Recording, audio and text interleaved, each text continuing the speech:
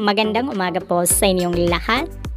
Narito po ang bagong update kay Miss Universe Philippines, Miss Chelsea Manalo, na kung saan ay laban sa bansang Mexico.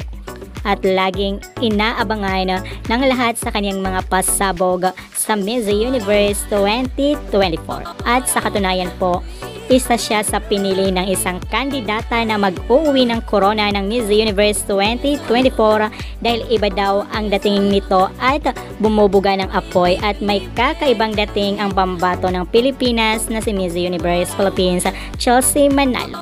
Kaya patuloy po natin na suportahan hanggang sa dulo ang reyna ng Pilipinas na si Miss Chelsea Manalo, dahil alam po natin na hindi po tayo bibiguin at bibigyan po tayo ng magandang laban sa competition or Grand Coronation Night ng Miss Universe 2024.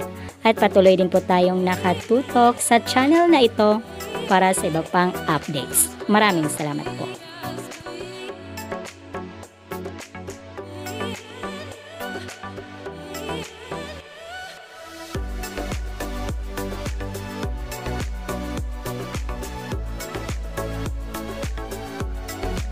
Ano kaya ang masasabi mo rito? I-comment mo dyan sa comment box at huwag kalimutang mag-subscribe para always updated. Ako po ang inyong lingkod, Akiko Umali. Maraming salamat po.